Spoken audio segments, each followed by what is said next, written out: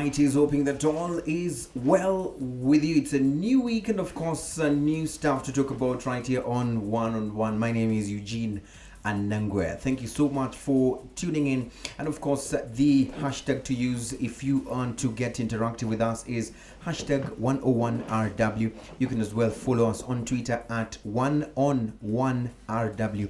Right, that's what you need to do. And of course, my guest in studio today, we will be talking matters water, Amazi Maji, and of course he is the CEO of the newly created Water and Sanitation Corporation Limited, and he's James Sano. Sano, welcome to One on One. Thank you, Nangwe. Yes, I'm happy to be here. Thank you. Evening, yeah. Yes, just a few days ago, I hosted the CEO of the Rwanda Energy Group, and some of the discussions that we talked about here centered around service delivery and of course improvement of services after the disbandment of EWASA. Now, how are you settling in as a new company that is aimed at ensuring that people get adequate flow of water in the country? Thank you, Nangwe. I think, first of all, before I even go to how we are settling, because I'm sure you have seen and our customers have seen that there have been continuity between during transition period from EWASA Limited to WASAC Limited. I'll be happy, Eugene, if we'll talk very much and focus very much on what you're doing to get to where we were. From where you were, yes, as EWASA, yes, to where you want to be as the new corporation. Yes, as a new corporation. So I'll be very happy if we focus very much on how we are reforming our company. So tell us, what are you doing already so far? Well, we are doing a lot, Eugene. I think our customers have already seen some of the progress that we have made. Actually, if you look at the level of service that we are now providing, a little bit improved. What has changed? We still have a long way to go. What has changed? We have improved on the billing. Okay. Before the billing, we had it at EWASA crashed. And the first thing that we did is to make sure that we have a credible billing system that's going to make our clients be happy to pay the bills. The billing system that we had was offline billing system, whereby our customers come from their houses, go to our branches, pick the bill, and then go to the bank to pay. What we are achieving in a few period in 1 week is to ensure that you have a bill where a bill is taken. Is taken from our branch, and then to the bank, and somebody goes. You don't have to come twice to our branch to confirm that your bill is paid. Initially, we are currently interfacing our billing system with the banks. And of course, we have already started engaging the communication companies like MTN, Tigo. What was the problem? To make sure that, because you've said we'll touch on where we're coming from and where we want to be. Yeah. What was the issue? Because initially you would find or see someone coming to your compound to read a meter, and they would write for you some cubic meters that you have consumed, and then you would go with that paper without even knowing how much it is to an EWASA branch, and then from the branch you'd be told this is the amount of money that you have consumed in terms of the water you've consumed.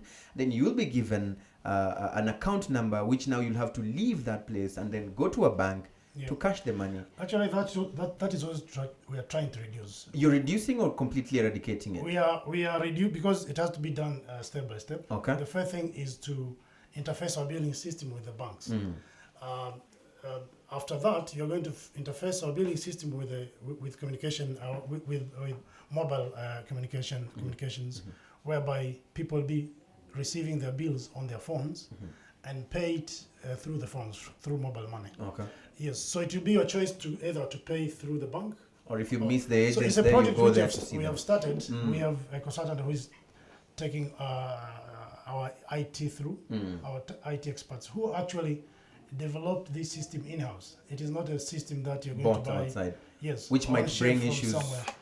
I remember the software problems. Yes, we're not going to see this anymore. Yeah, in a way, we are building capacity of our IT expert within the company by developing this, and we are bringing experts to come in just to take our experts through to where we want to be in terms of having credible billing systems. All right. So this one is ongoing. We have already started working with Becca. Once we finish, we'll work with other banks, and of course we have started engaging. We have signed the engagement MOU with MTN and Tigo, which will lead to this kind of billing, which is live billing system. Okay. And before maybe you ask me another question, Because why do we do this? We're not only doing this for our customers. I see you reading my mind. Yes. Yeah, we are not only doing this for our customers. Of course, our customers will inconveniences will actually be eradicated, but we'll also improve our accounting systems, because these are systems that are going to give us data of receivable, real-time data of receivable, which are going to go straight to our financial. So in a systems. nutshell, when we talk about the billing process, just probably in a sentence, what exactly has changed, or what exactly is going to change in the next fewest days coming? Yeah, what is going to change is, in short, is that people receive their bills, which are credible, through their mobile phones, or go, if they want, they can go to our branches and pay through mobile money, or go to pay to our accounts in the banks. Okay. Yes. Talking of bills, because you brought it up, there's a statement that the CEO of Rwanda Energy Group mentioned here categorically, and he was very clear with this. Nobody touches or messes up with our customers because of the issues of failures of payment of water bills. This is something that used to happen before, and he said this is enough and it's not supposed to happen anymore. Your quick reactions on this? I think this is obvious. We don't have to overemphasize this, because the objective of establishing the two companies was, there are 4 reasons. One of which is to be customer centric, to give the high level of service with which of high quality. So this is part of it. So if actually a decision not to cut electricity because you have not paid water bill came from the water department. If you want to know in details, we said we cannot go like this. We are going to use our own means with the. So you're the ones who say we want to exercise a regulations. hands-off kind of approach of dealing with people who have not paid without Correct. interfering with their electricity. Yes, correct. Of course, it was a consensus, because that was one of the easiest decisions to take during our committee. So what we said, you're going to devise our own means, means to make sure that our customers are taken care of very well, but also make sure that they have that responsibility to pay their bills. One of which will be to of course, to make sure that the water is available. I will start with, because you cannot have a utility which doesn't have, or you cannot call yourself a utility when you don't have enough, for example, water to supply. Yes, to supply. But before you so go, to start with, this is number 1 priority. Okay. To supply continuous. Yes, in terms of what you're going to do, to implement quick win projects that are going to increase the volume of water that we're producing, and of course in the future, or alongside that, to improve our network, because our network, as you know, is a little bit old. I remember, just taking you back memory lane, when we last met here at Contact FM, I remember this question was raised on the issue of, disconnecting electricity because of unpaid water bills. And the answer that was given, or the justification that was given, was that we are actually using electricity to provide you this water. So if you fail to pay the bills of the water, you are inconveniencing the electricity generation and supply. Yeah. And so today you're saying this was a decision that came from the water department. How do you explain those two statements? Let us not be controversial. A decision was mutually taken by the two companies. And it was taken because it was a complaint that has persisted over the years.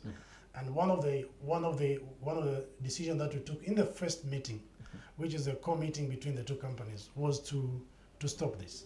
Yes, and we have stopped. I think it is now almost 2 months since we stopped. But that's a very small thing in terms of what we are supposed to offer to customers. That's a So how are we going to deal with it? The issues of the impending payments of water bills, because I'm sure it was effective in some way. This action we used to help with you recovering some of your monies. Then how are you going to work this time round? Yeah, you know, there are many utilities like ours all over the world, which are only water and sewerage utilities, and they managed to get to recover most of their outstanding bills without even cutting electricity. So there are different ways. For example, I'll give you the example. If my colleagues come to your house and cut off water, and you tamper with your meter, the law say that you'll pay. Okay, the current law that was passed by our board is that you'll pay 1 million Rwandese francs. But I'm told that the law, the law that governs water infrastructure or water resource management, punishes up to 3 point something million Rwandese francs. So the fines are now heavier. So the funds are there. The only thing is just to put up policies, do a very good awareness campaign to the public and our customers in particular, to make sure that they understand the repercussions of tampering with the infrastructure. So if I don't tamper but I still don't pay for more than 2 months, for example, what happens to me? These are policies that need to be developed, and I think that's why I say let us focus very much on the reform. So it's still under development. Yes, there are a lot of things that are going to be developed to make the company run in a manner that is very professional. What I know for sure is that the job for your institution is already well cut out, especially when it comes to dealing with these problems or these statements by people saying we don't have water, or over just let's say 2 days or 3 days in our area, and yet they're seeing heavy rains. How do you deal with these people? What do you tell them? What promise are you bringing on the table, as you say, as we come in with this new way of management or new system? These are the things that we're bringing you. You see, those are operational. Those are operational things. But before you even be operational, you need to put other systems right. I will give you examples. For example, as one of the point I made at the beginning, is that we'll put priority in increasing water, to make sure that we have enough water. Today, Kigali consumes what is available, and what is available is little, which is 70,000 cubic meters per day, between 65,000 to 70,000 cubic meters per day. But the demand is 110. And I'm sure it's growing by day. Yes, it's growing. It's growing every day. So the first job or the first work that I think we should do, something that we should focus on, is to increase production. And how are we going to do this? We have developed projects that are going to be high impact, short term, to the extent that if everything goes well, within 7 to 1 year, we'll be having enough water, and which will help us reduce rationing programs that you just mentioned. So that is one. Second, we'll have what I said, an efficient billing system that maximizes revenue to the company, because now we're operating as a company. Yes. We'll need to have to establish a sound key performance indicators for the company and the staff. We'll have to make sure that we cut unnecessary spendings, because currently we spend, no one is looking at how much we spend in relation to how much you should deliver. You find the resources that are supposed to be put on projects, on reducing challenges that we have, are spent on other things. So immediately, what are we going to cut on? There are many things. For example, I can just mention one, but there's so many.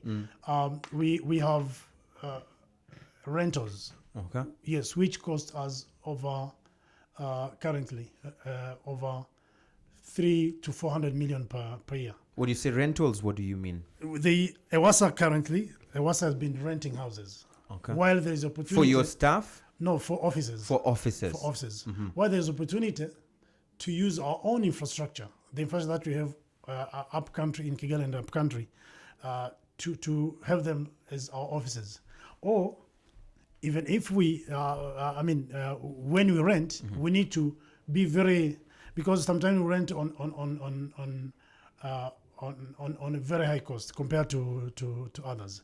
So these are things that we are going to look at. I will tell you, for this year alone, since Wasaka started, we are projecting to reduce costs by 260 million Rwandese francs. 260 million. Yes, just by looking around what is available, what space is there, so that we can reduce this cost. What about the targets as far as profits are concerned? Because now you have to make profits. We are currently working on our balance sheets to understand how our balance sheet stands. As you know, it's a brand new company.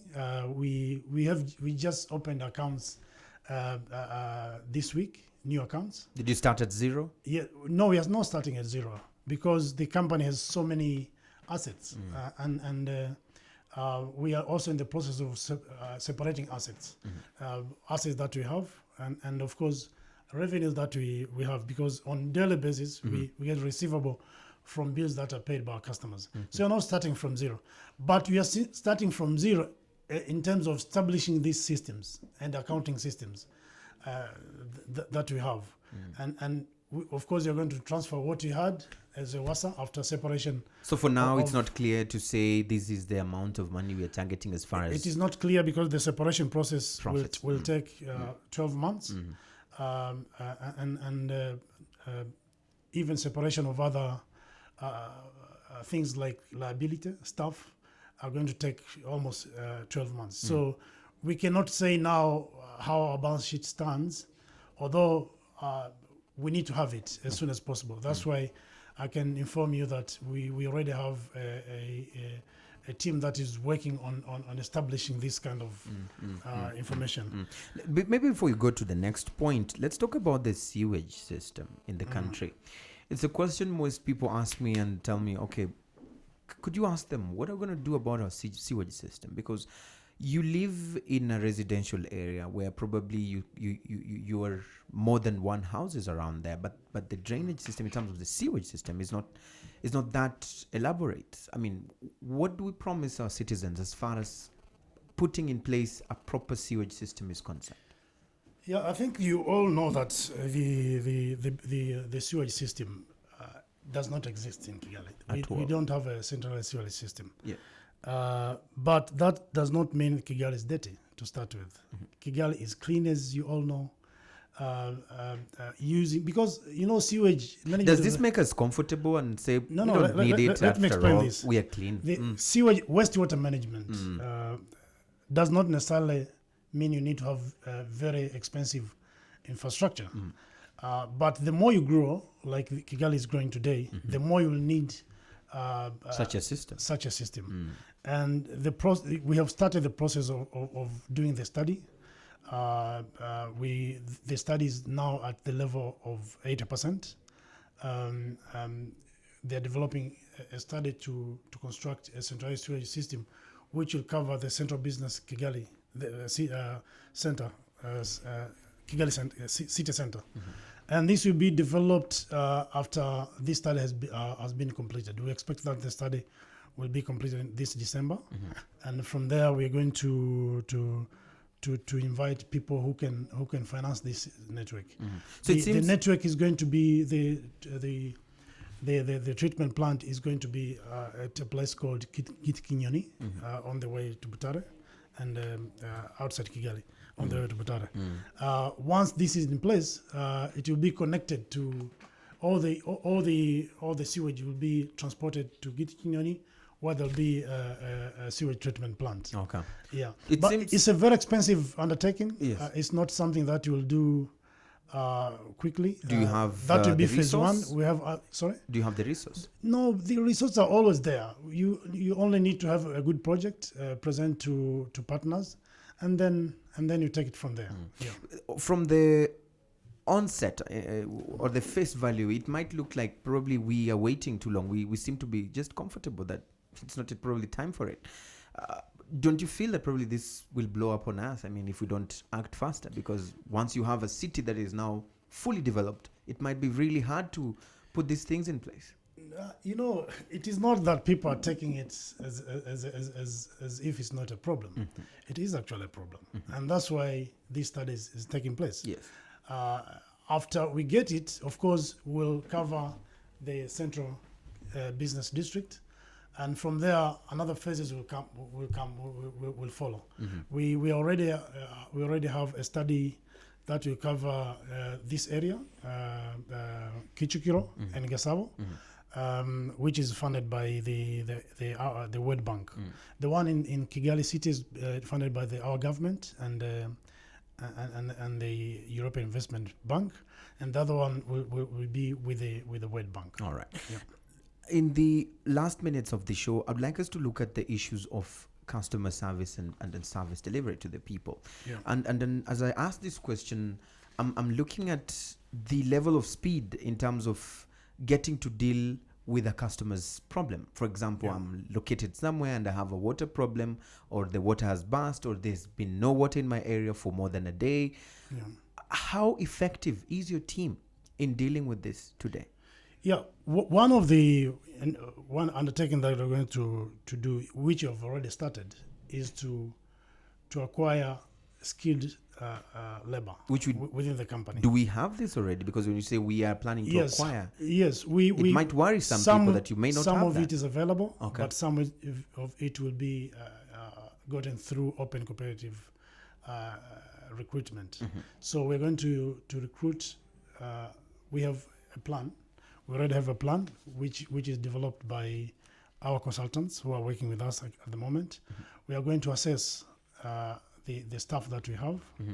We are going to look whether they fit to work in the organization with the setup that it has today. But some of these skills are not within the company at the moment. So we're going to recruit. I'm here. I had a meeting with a consultant where we're identifying positions that we're going to recruit from outside the company and positions that we might recruit within. But it will be open competitive process. Through this interview, it seems that you still have a lot that is still pending. You still have a lot that you're still putting together. So probably I would like to give you a chance at this particular moment to just talk to the audience.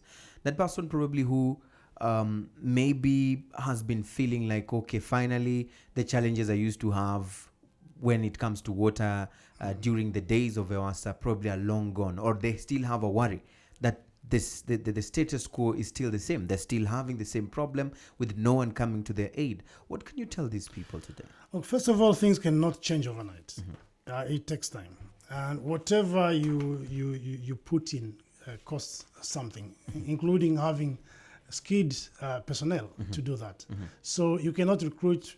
For today, WASAC has almost 902 people, and the analysis that have been taken by us and the consultants shows that initially, for us to have continuity, we need to have at least 780 people. So this is a process. Out of this, some of them will be recruited from outside, some of them will be recruited within a WASAC. So it's something that will not change today. Is this the best thing that ever happened? Yes. Yes. The separation is the best thing that ever happened for that is the best thing that ever happened in the two sectors, energy and water. Because now we looking at the structures that the governance structure that we have established. They are actually operational. They make it easier for us to deliver. And this is one of the objectives of the reform. Okay. So we'll be able to deliver, we'll be able to have skilled people, and we are doing also survey to make sure that we enumerate the staff that you're going to have so that we retain them. Yes. Good. Voila. Thank you so much, Mr. Sano. This is all the time we had for now. I'm sure we lost kind of 5 minutes earlier on, but of course we have to go. But we'll definitely keep these conversations going. You'll come back again to give us an evaluation of some of these projects you've said are still underway. And of course, we will be available to answer some of the questions on behalf of the public, of course, by getting answers from you on these and more issues concerning water and sanitation in the country. Oh, thank you, Eugene. My pleasure to be here. Thank you so much. And there you have it, one-on-one featuring James Sano, the Water and Sanitation Corporation Limited CEO, and of course, bringing down the curtains to today's one-on-one show. I'm Eugene and Nangwe. Goodbye for now.